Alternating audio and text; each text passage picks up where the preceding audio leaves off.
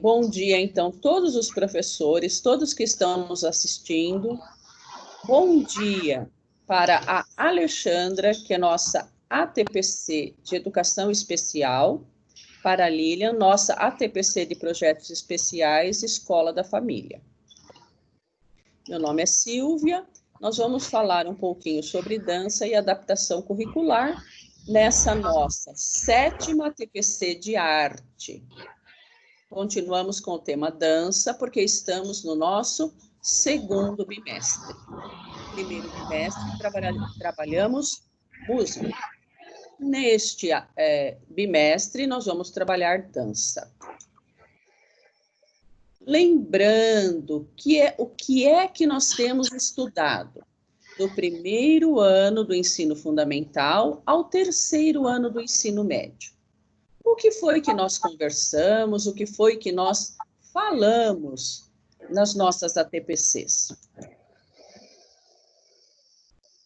Nas aulas passadas, nas ATPCs passadas, nós trabalhamos com os nossos alunos um pouco da história da dança e recordamos a história da dança clássica ou balé, a dança moderna do começo do século XX e a dança contemporânea do nosso atual século XXI.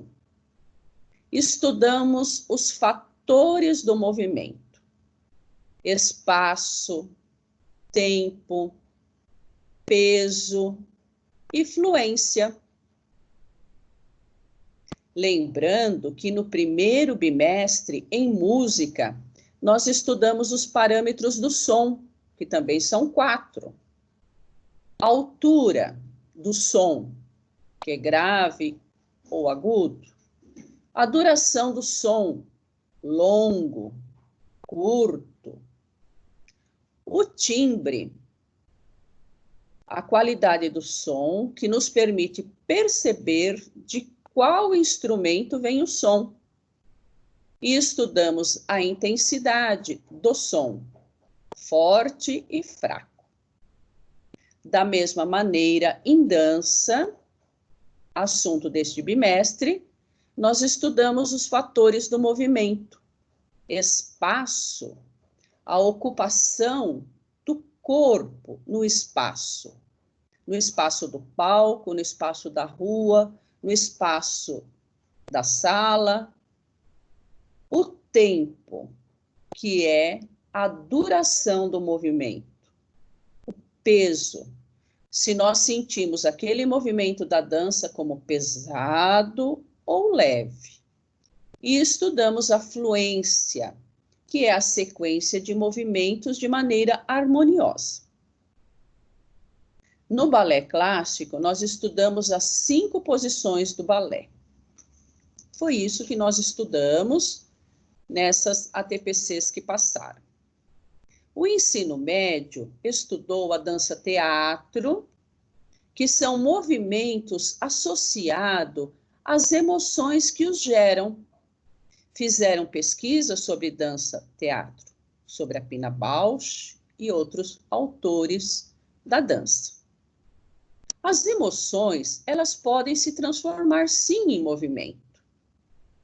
E se nós quisermos continuar aprofundando no tema dança-teatro, aqui na tela existe um exemplo no YouTube. Agora, eu não vou passar o vídeo do YouTube, mas quando vocês estiverem com os slides na mão, tem o link e vocês poderão assistir esse espetáculo do Valmont, da Tina Bausch, para nos aprofundarmos no tema dança-teatro, que é um tema do ensino médio. Lembrando, minha gente, que todas as vezes que nós propusermos um vídeo aos nossos alunos ou imagens para os nossos alunos, nós devemos ver antes na íntegra esses vídeos, para que a gente não disponibilize para os alunos algum vídeo inadequado. Também sugerimos que os vídeos que vocês vão disponibilizar para os alunos ou pedir que eles pesquisem não sejam vídeos muito longos, porque se tornam cansativos, tá? Vamos disponibilizar vídeos mais curtos e depois, se os alunos quiserem aprofundar a pesquisa, eles vão pegar vídeos mais longos. E hoje nós vamos estudar movimento e emoções. Como é que nós podemos incluir em dança um aluno que é cadeirante ou um aluno especial das nossas classes? A nossa proposta para esta semana, para todas as séries, é que vocês e os alunos pesquisem vídeos, pesquisem imagens relacionados à dança e às necessidades especiais. Será que os nossos alunos com necessidades especiais podem e devem participar da linguagem dança, da aula de dança? E os nossos alunos, será que devem conhecer vídeos, imagens, espetáculos, aonde participam pessoas com necessidades especiais? Aqui nós temos uma imagem de dança na escola, aonde um aluno que é cadeirante, ele participa fazendo os movimentos que são da possibilidade dele. E é por isso que nós vamos falar da adaptação curricular. Ok? Muito bem. O que é dança, gente? Dança é uma expressão artística, um sistema de relações e símbolos que tem no movimento do corpo o veículo principal de comunicação. Dança é uma linguagem, assim como arte é uma linguagem. Em dança, o veículo de comunicação é o nosso corpo. Dançar é ser e estar em sociedade. O que é um desafio nesse período que nós estamos trabalhando online, estamos em casa, porém continuamos os nossos estudos. A escola, o prédio, ele não está aberto, mas as aulas continuam pelo centro de mídias, pela TV, no computador, né, nosso notebook, nosso celular. Alguns alunos não têm acesso a estas mídias e eles receberam nas suas, retiraram na escola, né, e levaram para suas casas material impresso do segundo bimestre. E, de alguma maneira, nós estamos sempre tentando contactar todos os nossos alunos da nossa escola. Então, dançar é ser e estar na sociedade, mas, neste momento, nós não estamos fazendo trabalhos em grupo, nem estamos pedindo para que os nossos alunos façam trabalhos em grupo. São trabalhos de dança mais individuais e também de pesquisa, aonde nós pesquisamos a história da dança e os movimentos da dança. Nesta semana que passou, nós trabalhamos também pesquisando o street dance, que está no Brasil desde 1982. Que também é uma forma de ser e estar na sociedade. A arte faz com que as pessoas, os nossos alunos, estejam em sociedade. Neste momento de pandemia, não é possível, mas é estando na sociedade que nós temos também o trabalho em algumas das nossas escolas com a Escola da Família. A Lilian está conosco e gostaria de falar um pouquinho. Oi, Silvia. Estou sim. Você me escuta? Sim, escuto perfeitamente e vou desligar meu microfone enquanto você fala. Ok. Pode falar, Lilian. Se Bom você dia, quiser falar um pouco professores. do projeto da escola, né, da escola, que funciona em algumas escolas, que é o programa Escola da Família. Sim. Então, bom dia, professores, primeiramente, né? Eu tive um probleminha de conexão, por isso que eu demorei um pouquinho para acessar. E hoje eu vou participar um pouco mais com vocês, né? Eu estive ausente aí nas últimas semanas, devido à demanda no centro de mídias, né? Então, eu estava fazendo o acompanhamento das aulas do Inova, porque eu também faço parte da equipe Inova. Mas hoje consegui aí um tempinho para vir aqui falar um pouquinho com vocês sobre a questão do programa Escola da Família, né? Que vai de encontro aí ao tema que a Silvia está trabalhando com vocês, que é a questão da dança, né? A dança como meio aí da gente retirar os nossos jovens da periferia e trazer a arte mais para dentro da vivência desses jovens. E o programa Escola da Família, ele tem essa premissa, né?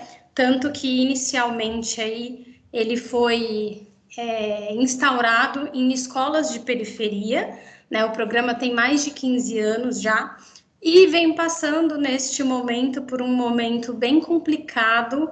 Nós temos hoje apenas 5 escolas onde acontecem, né, as ações do programa aos finais de semana. Nós temos 3 escolas em Mauá, que é o Jardim Oratório, o Mahatma Gandhi e o José Daniel. Então, as 3 escolas inseridas aí bem periféricas, né? E 2 no Rio Grande da Serra, que é o Alziro Barbosa e o Cassiano Ricardo. Então, nós temos essas escolas que funcionam com diversas atividades artísticas, não apenas a dança, mas a dança é bem forte. Nós temos em algumas delas grupos de dança que acontecem, aulas de balé, de jazz, de hip hop, com o intuito aí realmente de trazer o jovem para dentro da escola, tirar os jovens daquela situação de riscos que a periferia oferece, né? E aproximá-los aí da questão cultural da dança. O teatro também é bem presente nas nossas ações do programa. Claro que neste momento de pandemia estão todas suspensas, né? As atividades, mas quando nós retomarmos aí, é interessante, principalmente os professores que estão inseridos nessas escolas, procurarem saber como funciona, porque não é apenas para os alunos da escola, tá? É para a comunidade escolar no geral. Então, a gente fala de jovem, mas, na verdade, qualquer pessoa da comunidade tem acesso às atividades que o programa oferece. Silvia, quer complementar com alguma coisa? Ok, muito obrigado, Lilian. Vamos abrir aqui a câmera também. Vou fechar o meu microfone, tá? Tá bom. Continuar aqui com os nossos slides. Neste momento, nós estamos com 137 participantes. Espero que todos estejam ouvindo bem. Se alguém quiser se manifestar, existe o chat. Podem mandar perguntas, observações, que depois nós vamos abrir a palavra. A gente não pretende se estender muito e pretendemos abrir a palavra aos professores, tá? Continuando, então, falando sobre dança e inclusão, um estudo para todos, a proposta em dança desta semana com todos os alunos do ensino fundamental, desde o primeiro ano até o ensino médio, que façam pesquisas de vídeos e imagens com o tema dança e inclusão. Disponibilizem aos alunos para que eles assistam pequenos vídeos curtos sobre o tema. Lembrando que aqui na cidade de Mauá, na cidade de Diadema, nós temos espaços culturais que no momento não estão funcionando devido à pandemia. Mas em Mauá nós temos a Casa do Hip Hop, em Diadema temos a Casa do Hip Hop. Temos o teatro em Mauá, em Ribeirão Pires e em Rio Grande da Serra. Em Ribeirão Pires, o teatro está em reforma, então está passando por um período de reforma. Mas são locais de espetáculo e são locais de encontro, porque numa situação pré-pandemia, todos nós podíamos estar em sociedade e participando de espetáculos culturais. Neste momento não é possível e por isso nós estamos online. Mas Mauá possui a Casa do Hip Hop com um trabalho bastante interessante, que é o street dance ou a dança de rua. Também nas nossas aulas, nas nossas escolas, podemos trabalhar o tema do street dance com os nossos alunos, pesquisando e fazendo alguns movimentos dessa forma de expressão artística. E é uma forma de expressão que inclui os nossos alunos para uma convivência em sociedade, o que é muito importante. Neste momento, não podemos, tá? Mas podemos fazer as pesquisas. Ok. A pergunta de hoje é: como incluir um aluno, por exemplo, um aluno cadeirante, numa aula de dança? Para fazer isso, nós precisamos fazer uma adaptação curricular. E a Alexandra vai conversar um pouquinho sobre adaptação curricular aos nossos alunos de necessidades especiais. Então, nós vamos prestar atenção no que a Alexandra vai conversar com a gente. Com a palavra, Alexandra, vou fechar. Obrigada. Para quem chegou agora, um bom dia. E aí eu vou falar sobre adaptação curricular. Para começar, em relação à adaptação curricular, eu gostaria de falar para vocês sobre... Existe algo que garante que um aluno de educação especial esteja na sala? Sim. E a adaptação curricular também. Então, eu separei para vocês, por exemplo, a LDB 9394, de 96, ela fala sobre a inclusão, que é direito do aluno estar dentro das salas de aula.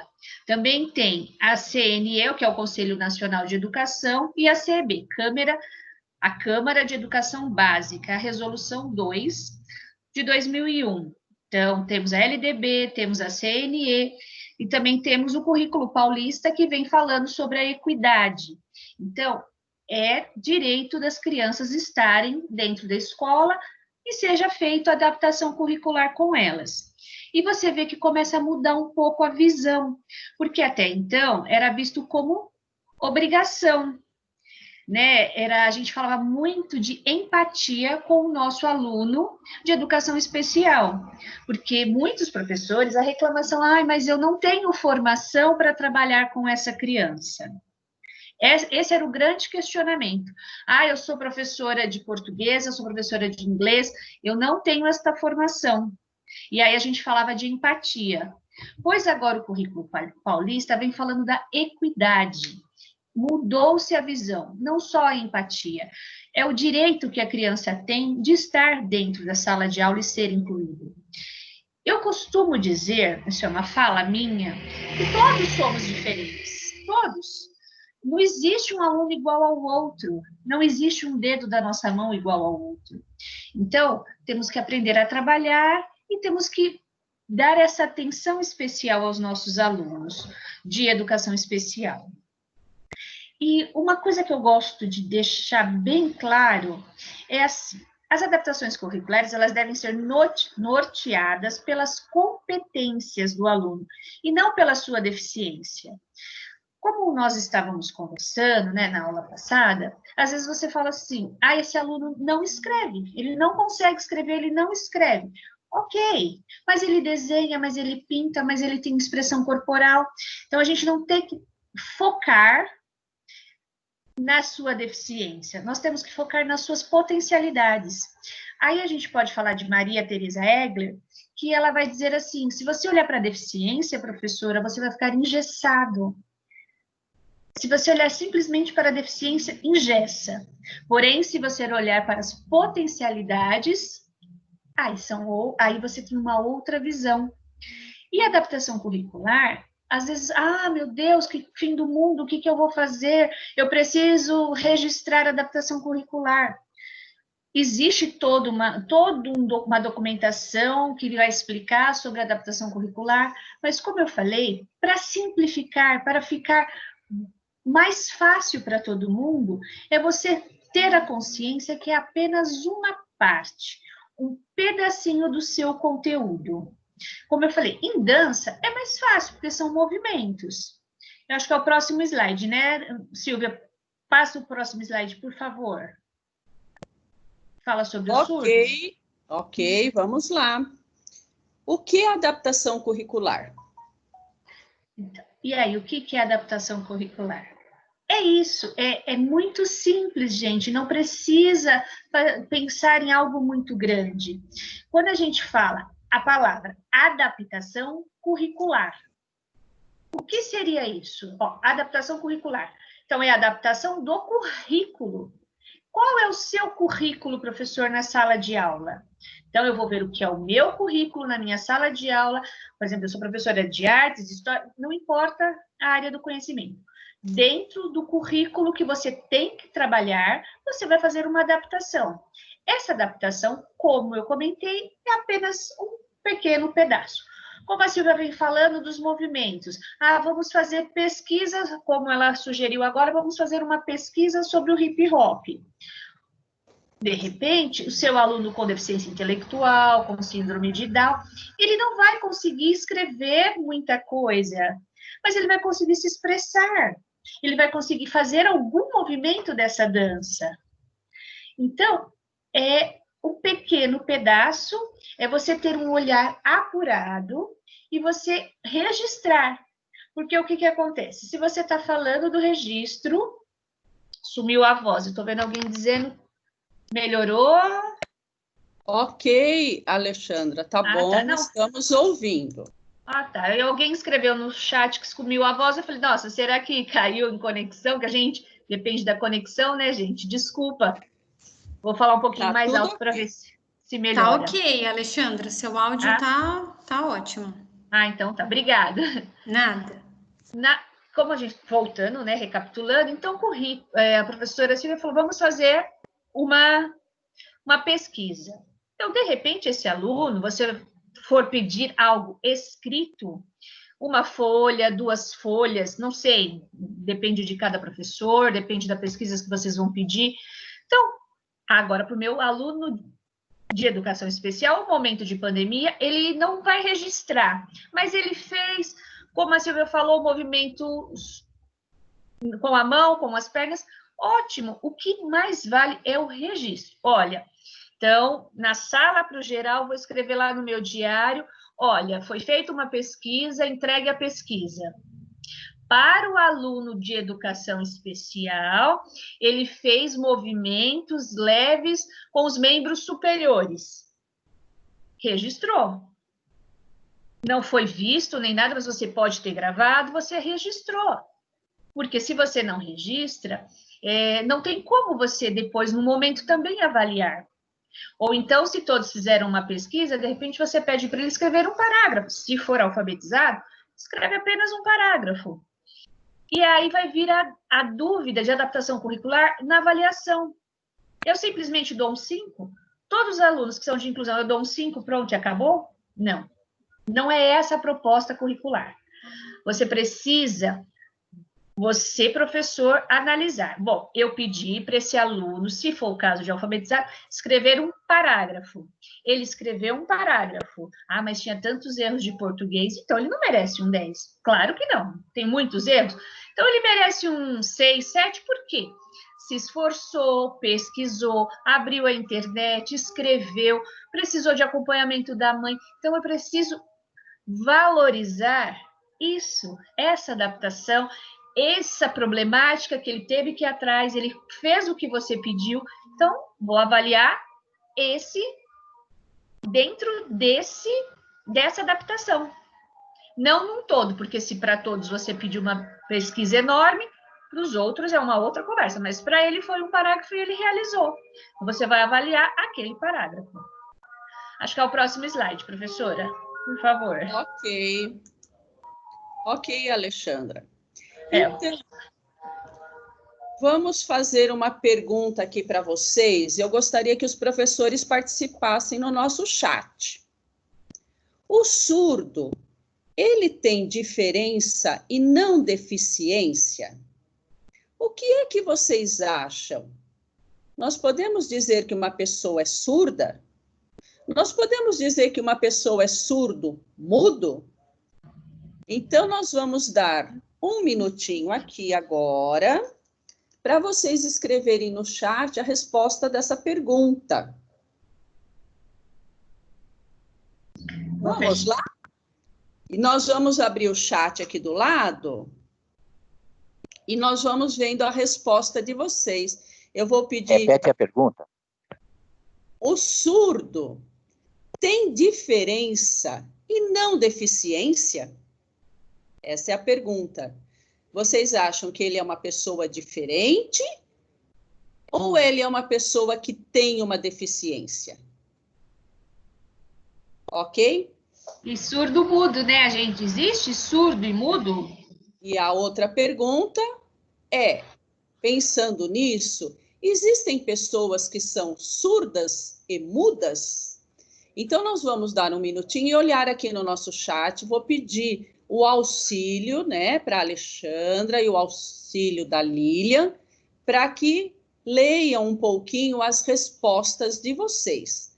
Que logo em seguida, a Alexandra, nossa PCNP de Educação Especial, vai comentar as respostas e vai falar um pouquinho sobre esse tema.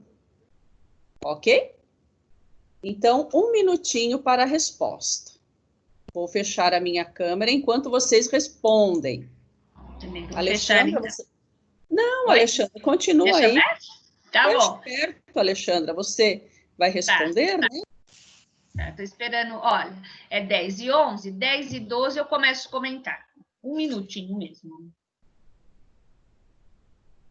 Enquanto isso, eu vou lendo algumas respostas que o pessoal tá mandando aqui no chat, tá bom? Combinado. Então, vamos lá, ó. O pessoal tá colocando o seguinte, que é uma... Peraí que eles estão mandando muito, tá sumindo. O surdo, ele possui uma deficiência na audição. Aí a Lucimara comentou, surdez é uma deficiência. O mudo não fala porque não escuta. A Ana Maria diz o seguinte, que é uma deficiência na audição. A Cristiane diz que o surdo tem uma deficiência auditiva.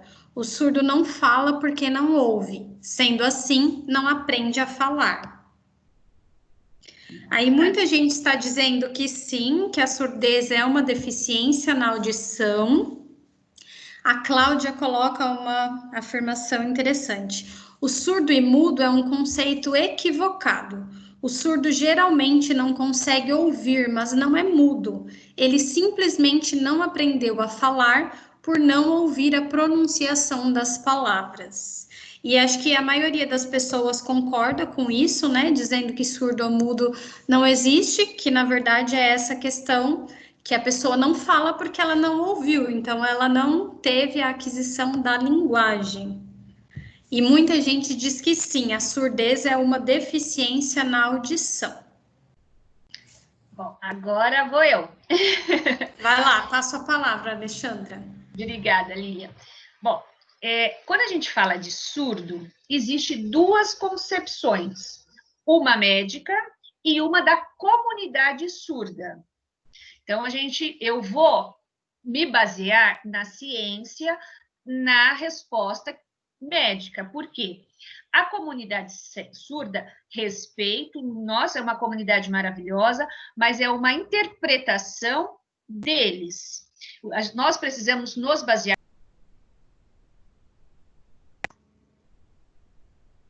Por favor, Alexandra, abra o seu microfone. Você estava falando da comunidade de surdos. Sim, desculpa, acho que fechou. Bom, Okay. Desculpa, gente. Existe duas, vou retomar só um pouquinho, porque eu acho que eu não sei se deu para ouvir, né? Existe duas concepções. Uma é da comunidade surda. Eles têm uma concepção própria do que é surdo.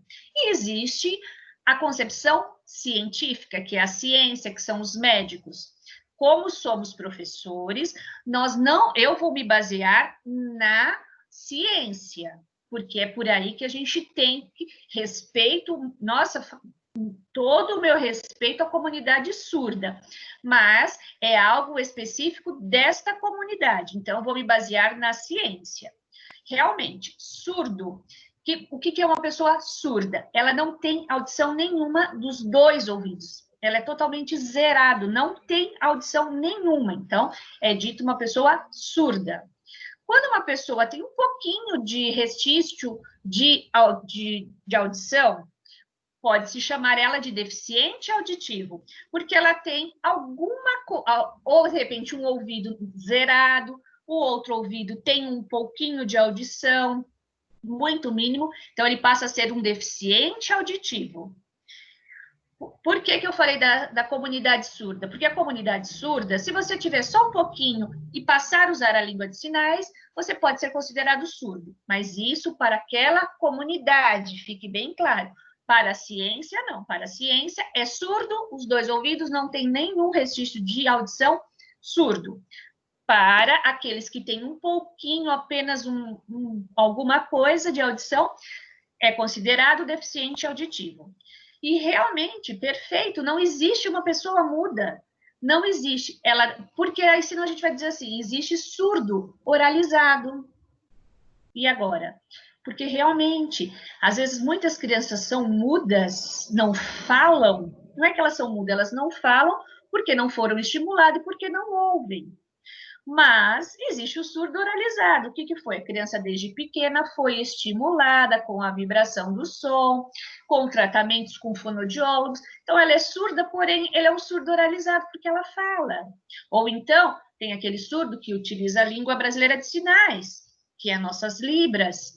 Então, pessoal no chat, perfeito, é isso mesmo. Não existe uma criança muda. Temos que acabar com essa concepção de surdo-mudo. Não existe. Agora, pode, de repente, uma pessoa que ouve ter um problema nas cordas vocais e não falar. Mas ela ouve, ela não fala porque ela tem um problema nas cordas vocais. É outra história. Mas muito bem, professores, vocês estão de parabéns. É isso mesmo, responderam perfeitamente. Vamos lá, professora. Ok, Alexandra. Então, na nossa TPC de hoje, que nós estamos falando da linguagem da dança dentro da disciplina arte, vamos lembrar que o nosso currículo, ele vem da BNCC, que é a Base Nacional Comum Curricular, que é lei para o Brasil todo, para que todos os alunos de todos os estados tenham um currículo mínimo. O Estado de São Paulo tem o currículo do Estado de São Paulo para todas as séries e nós devemos seguir este currículo. Temos os nossos livros que estão nas nossas escolas e agora talvez até com os alunos em casa, aonde o tema dança ele está lá. Porque a arte trabalha música, dança, teatro e artes visuais, então o tema dança está nos nossos livros, está no nosso currículo oficial do Estado de São Paulo. E como a professora falou, duas coisas muito importantes, a adaptação curricular é um pequeno pedaço daquela aula que o professor vai fazer para este aluno que tem uma necessidade especial.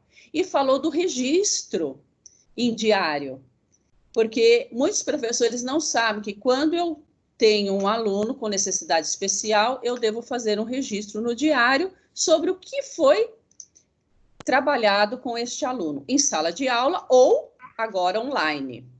Lembrando, gente, que nessa época de pandemia, imagina a nossa dificuldade, os professores de arte, trabalhar um tema complexo como dança, que geralmente é em grupo ou em dupla, né, em sociedade, trabalhar com afastamento social e agora trabalhar online também. Então, nós estamos trabalhando essa semana com pesquisa, desde o primeiro ano até o terceiro ano do ensino médio, de pequenos vídeos, aonde nós vamos trabalhar inclusão social em dança, ok? E o surdo, ele pode dançar? O grau de limitação auditiva prejudica o aprendizado da dança? A jovem Lin Xin Lan sempre sonhou em ser bailarina, mas por ter nascido com uma deficiência auditiva grave, muitos disseram a ela que este sonho não seria possível. Ela conta que foi rejeitada em todas as escolas de dança no país dela, que é a China. E ainda assim não desistiu do seu objetivo. Ao invés de me prejudicar, a dificuldade me deu poder, conta ela, numa reportagem da Gazeta do Povo, que está aí o link para vocês depois, se quiserem pesquisar mais sobre essa bailarina, que ela é surda, mas ela dança. Em Diadema, nós tínhamos um grupo de dança de surdos, tá? Que agora essas oficinas estão um pouco desativadas, como especificamente para surdos, mas nas oficinas de dança de Diadema, as pessoas surdas, elas são incluídas numa classe comum de dança, tá? Por quê? O surdo, ele não ouve, mas ele sente a vibração. Nós que ouvimos também sentimos a vibração, mas quando ela é muito nítida, né? Passou uma moto, um carro de som, tremeu nossa janela, o nosso chão, né? Senão nós moramos num apartamento, tem mais sensibilidade, então nós percebemos. Agora, a pessoa que é surda, ela percebe a vibração mínima do som. E através dessa vibração, ela consegue sim dançar. Aí está a bailarina que nós falamos, a Lin, e ela realmente se tornou uma bailarina profissional, embora ela não escute.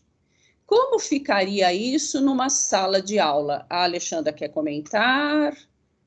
Sim, como eu falei agora há pouco, não foi valorizada a sua deficiência, em momento algum.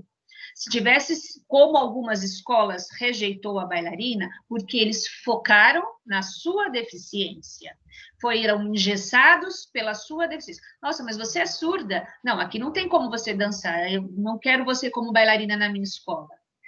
Aí que está o erro. Foi focado na deficiência, não na competência. E essa menina tem muita competência. Ela pode não ouvir como todos nós, mas ela teve a vibração, ela teve a sensibilidade, ela tem os movimentos perfeitos, muito melhor do que qualquer um de nós. Eu jamais faria uma abertura que nem essa menina aí, jamais. E eu tenho os 2 ouvidos, eu jamais faria uma abertura dessa, não tem como. Ok, Alexandra. Então, continuando, sim, é possível que os surdos participem de aulas de dança e se tornem até bailarinos profissionais, através da vibração dos sons. Muito bem. Falando agora da deficiência intelectual e a dança. Lembrando, minha gente, um pouquinho, não está escrito aqui, mas as 7 inteligências de Gardner, que agora foram ampliadas para 9 inteligências e até mais, né? O Gardner é um intelectual, um professor de Harvard, vivo, atuante. Ele descobriu que a inteligência, ela era considerada sempre, né, durante muitos anos na história da humanidade, como sendo inteligente em língua, no caso do Brasil, língua portuguesa, e em matemática. Mas ele descobriu que existem outras inteligências. Existe a inteligência para a música, a inteligência sinestésica, que é a inteligência do corpo, aonde entra a dança, os esportes, né, jogar futebol, jogar vôlei e etc. E existem, então, outras inteligências. A inteligência emocional, A inteligência emocional, que é o me dar bem com outras pessoas, que é a interpessoal. A inteligência intrapessoal, eu me dar bem comigo mesma. Então, existem outras inteligências que estão em outras áreas do cérebro. Então, muitas vezes nós temos um aluno com uma deficiência intelectual, que a gente considera muito em relação à língua portuguesa e à matemática, mas outras áreas do seu cérebro foram preservadas. E esses alunos trabalham, sim, linguagens artísticas, e às vezes trabalham muito bem alguma linguagem artística. Então, na deficiência intelectual e na dança, nós podemos falar sobre os benefícios. Dançar gera vários benefícios físicos, orgânicos e psicológicos. Melhora a resistência física, aumenta a flexibilidade e define melhor o tônus muscular. Isso não é só para deficiente intelectual, é para todos nós, não é isso? Aumenta a criatividade, melhora a autoestima e a autoconfiança, além de auxiliar no combate à ansiedade. Ajuda a adquirir mais consciência sobre o próprio corpo e proporciona um bem-estar físico e emocional muito grande para todos nós, inclusive para os alunos com as necessidades especiais. Quer falar, Alexandre? Não, perfeito. Segue. Deficiência intelectual, como nós comentamos, o cérebro, ele é diversificado. Então, às vezes atinge a deficiência, ela não é generalizada quando a gente fala de deficiente intelectual. Uns não são iguais aos outros jamais. Tem as suas especificidades, cada um. Por quê? Depende da área do cérebro que essa criança foi afetada. Tem crianças, no modo geral, o deficiente intelectual tem muito, geral, linhas gerais, é muito atingido o raciocínio lógico dessa criança. Porém, né, tem crianças que o problema é na vida cotidiana, nos AVDs, na vida cotidiana. O que ela faz? Ela não consegue amarrar um tênis, ela não consegue pentear o cabelo, mas ela consegue muito bem escrever um texto. Já em outros, não consegue escrever uma palavra, mas se você faz uma proposta de uma interpretação de um teatro, ela vai muito bem. Você apresenta a dança, ela vai muito bem, ela dança muito bem. E como nós mesmos falamos no ATPC passado, e demos o exemplo da outra escola, né, do Iracema Crem, com a outra professora, você vê que tudo isso que a Silvia falou agora é muito presente naquele projeto de dança, porque as crianças participam, melhora essa autoestima, a criatividade, melhora muito a vida dessas crianças. Passo a palavra. Ok, Alexandra. Então, nós estamos falando sobre dança e adaptação curricular nessa 7ª TPC de arte. Lembrando aqui que nós estamos com 143 participantes, agradecendo a todos os professores que estão participando, estão trabalhando nestas semanas o tema arte, o tema dança em arte, que é a linguagem que nós vamos trabalhar nesse 2º bimestre.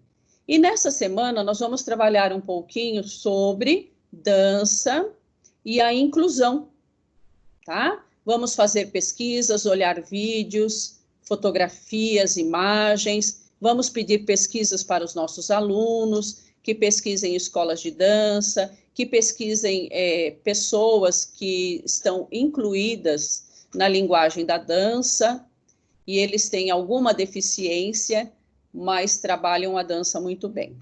Ok? Então, vamos lá. Transtorno do espectro autista e a dança. De início, a relação entre professor e aluno não é fácil com relação aos nossos alunos autistas. Seria uma utopia afirmar o contrário. Mas assim, como todas as crianças, os autistas precisam de tempo para compreender as regras sociais e o funcionamento das aulas de dança. Alguns professores, alguém de vocês tem alunos do espectro autista? Vocês gostariam de comentar alguma coisa no nosso chat? Enquanto a professora Alexandra fala um pouquinho sobre o espectro autista e, às vezes, a dificuldade que esses alunos têm com relação aos sons altos, sons estridentes e, às vezes, até os sons da música. Professora, passo a palavra. Bom, eu vou começar falando. Olha, antes de 2013, usava-se a nomenclatura TGD, que o TGD era o transtorno globais do desenvolvimento, que era o autista, síndrome de Asperger, a síndrome de Rett, o transtorno global. Depois do ano de 2013 para cá, começou a usar a nomenclatura TEA, que é o transtorno do espectro autista. Essa é a nomenclatura que usamos agora e a nomenclatura correta, TEA. Pois se trata de... o que é o TEA? Se trata de um grupo de desordens complexas do desenvolvimento do cérebro. Então, é um cérebro que tem uma grande desordem dentro dele, né? Vamos dizer assim. E passou a se classificar, o autismo ele é classificado em leve, moderado e grave. E temos os autistas de altas habilidades. Então, mudou-se a nomenclatura e passou a usar a nomenclatura TEA. Por quê?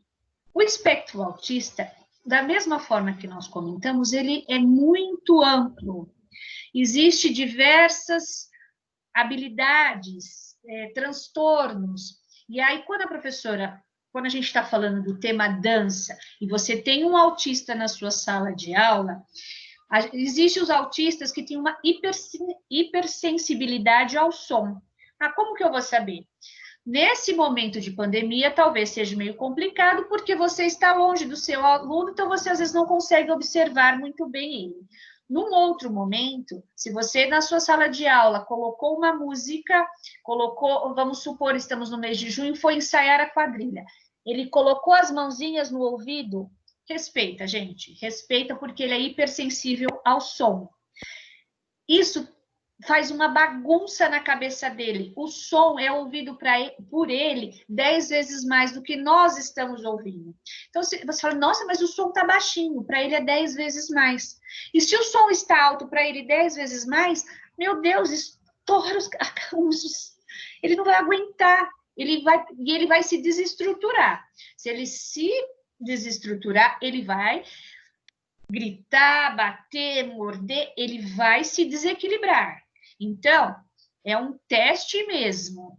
Coloco uma música baixo, sempre. Vou testar o meu autista. Coloco o som bem baixinho.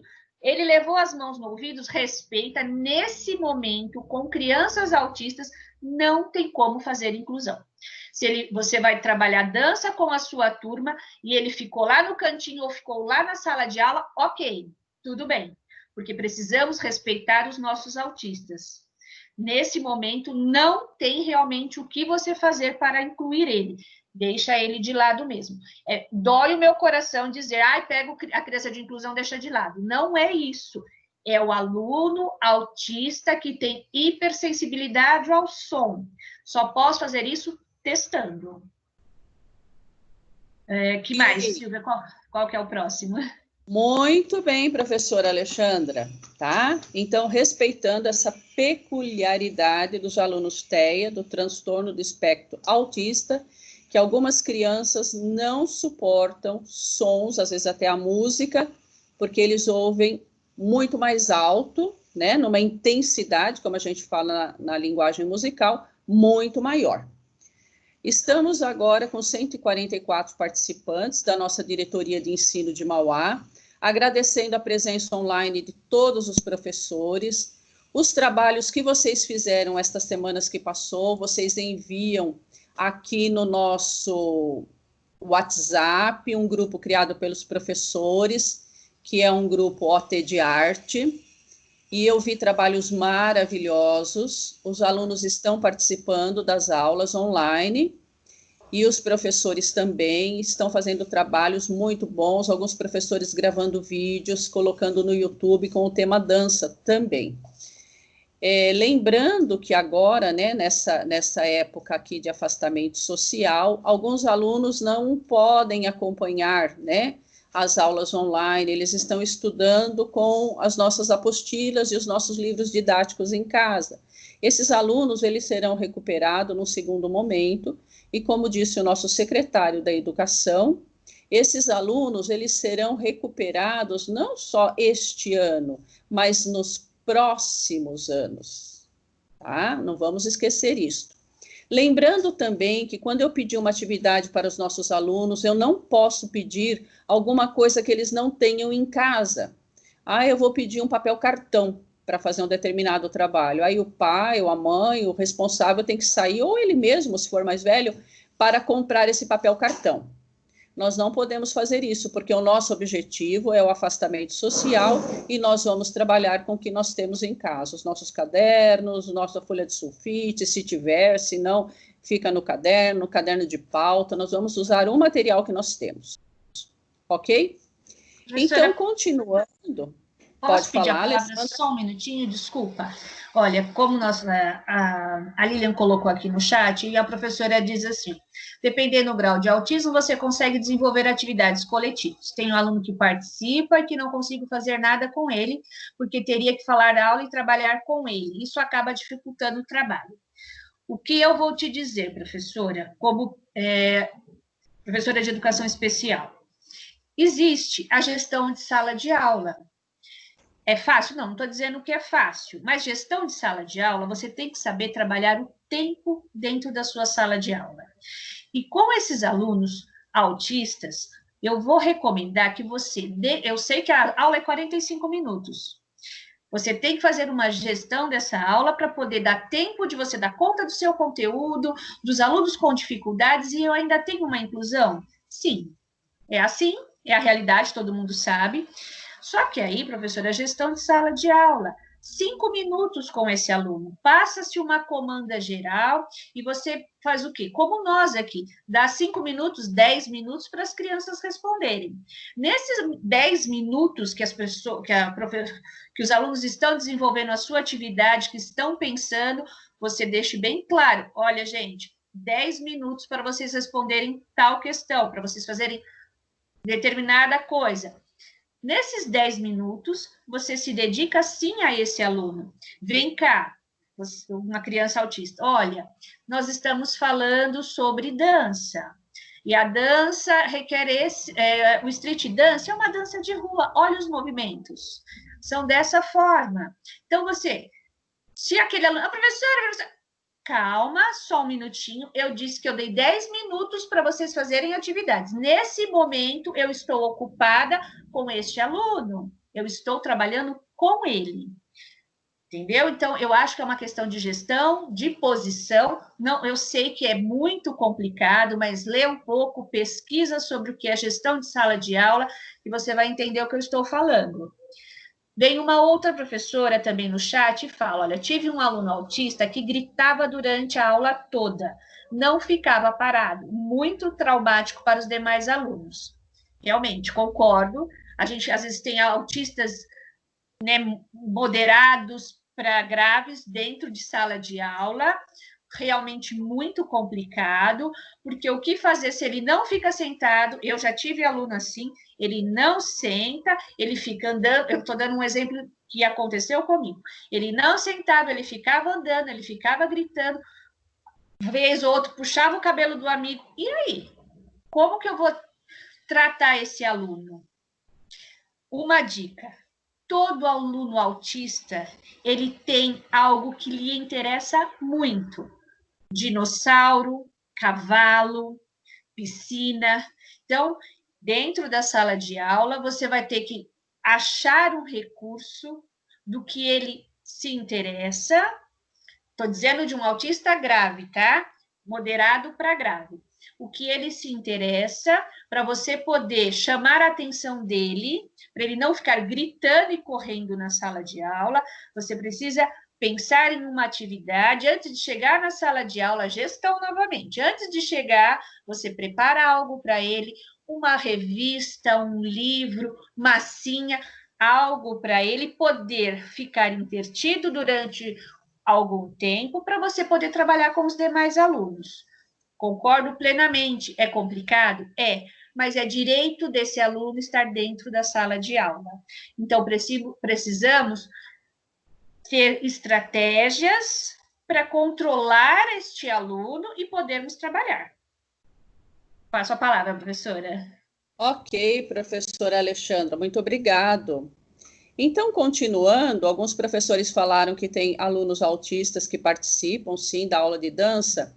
Então, nós temos aí na tela um vídeo do YouTube, que não será passado agora, mas depois, quando vocês receberem os slides, o PowerPoint, no e-mail de vocês, vocês vão conseguir acessar esse vídeo, onde um aluno de 8 ou 9 anos, ele está dançando na casa dele, está dançando na sala dele, está todo alegre dançando.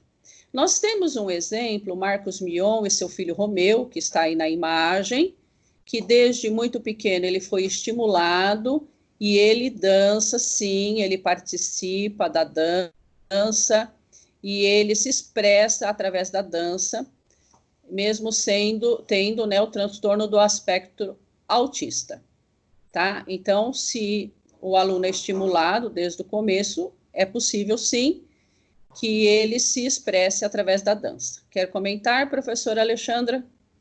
Olha, eu estou aqui contemplando um comentário que está no chat da professora. Está aqui, não sei o nome, de uma professora, está no chat.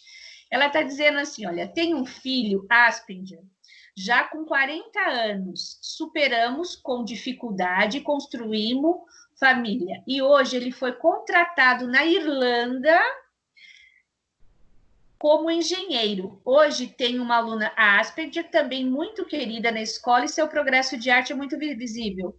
Fiquei muito feliz. Nossa, um aluno Asperger, aqui no Brasil não era valorizado, porque era focado na sua deficiência, e na Irlanda focaram no quê? Na sua inteligência, na sua capacidade. Nossa, eu vibrei com o seu comentário, professora. Nossa, eu tô assim, ó, parabéns, muito feliz pelo seu filho. Nossa, eu fiquei até sem palavras. Muito legal esse comentário. E como ela mesmo fala, ela tem hoje uma outra aluna, hoje ela tem uma aluna de Asperger, e ela vê que para arte, essa menina vai ser, sei lá, nosso Picasso no Brasil. Tá aí, gente. Eu comentei com a professora Silvia num outro momento de Einstein. Gente, quem vai questionar a capacidade de Einstein? Mas ele era autista. E agora? Então, ele não poderia ter feito tudo o que fez pela humanidade. Foi focado na sua capacidade, foi focado nas suas potencialidades, não na sua deficiência. É esse o foco, gente, a potencialidade, as competências, jamais a sua deficiência. Aí, quando a professora fala do aluno, do filho do Marcos Mion, o Romeu, esse menino é que assim, professora, mas ele tem dinheiro. Concordo, ele tem muito dinheiro, o estímulo dele pode ser diferente, com várias terapias e tudo, só que assim, aí a gente pode ver até onde um aluno autista pode ir. Esse menino faz tudo, ele faz aula de dança, ele faz aula de música, ele faz ecoterapia, ele faz diversas terapias. Então, ele vai ter um desenvolvimento normal. Aí a gente, não, professora, mas o meu aluno vem de uma comunidade carente. Ele está lá no meio da comunidade, a mãe não tem condições, problema social, 1000. Ok. Você já pensou que a única tábua de salvação para ele pode ser você? Você é a única pessoa que pode focar nas suas potencialidades e competências? Você vai virar as costas também? Ou você vai fazer alguma coisa? Ou você, professora, vai procurar ajudar, desenvolver a arte, desenvolver esse aluno? aí também fica um questionamento, não precisa de resposta, mas guarda para você. Você também vai virar as costas? Obrigada, professora, passo a palavra. Muito obrigada, professora Alexandra. Então, falamos um pouco sobre a dança e os alunos que são autistas e o trabalho na sala de aula. No YouTube, nós podemos achar, né, aqui um aluno de 10 anos dançando a dança angolana Kuduro. O que é essa dança Kuduro? É o nome pela qual é conhecido um popular estilo musical originário de Angola, país africano que tem o português como seu idioma oficial. Essa dança é influência de outros gêneros, sungura e rap. Então, nós temos aqui um link do YouTube. Agora não dá para passar este vídeo, mas quando eu mandar para vocês o PowerPoint, os slides, vocês vão conseguir acessar este menininho aqui dançando. É um aluno Down e que consegue, sim, fazer os movimentos da dança, que é a paixão dele. Ele está na casa dele, né, na sala dele, e ele está fazendo movimentos, tem sons, né, está fazendo os movimentos da dança, tá? Então, qual é a proposta dessa semana, minha gente? A proposta dessa semana é que todos os alunos dos anos iniciais, finais e médio façam pesquisas de pequenos vídeos aonde a gente possa observar o tema dança e inclusão com as diferentes necessidades especiais. Os alunos podem escrever sobre o tema, pesquisar, falar sobre o que viram nos vídeos, nas imagens, nas fotografias, falar de experiências pessoais, né? E nós vamos trabalhar, então, a inclusão na sala de aula e a dança esta semana, ok? Então, agradeço muito a presença de vocês aqui, 145 participantes. Nós vamos continuar no nosso chat, mas neste momento nós vamos encerrar a gravação que vai para o YouTube. Para não ficar cansativo, o chat nós não vamos gravar e não vamos gravar a nossa conversa, que vai até por volta das 11h10. Obrigado da presença, um grande abraço, força aí, professores, e obrigado por tudo. Obrigada, gente. Bom dia. Vou parar a gravação, peraí, só um minutinho. Bom dia, meninas.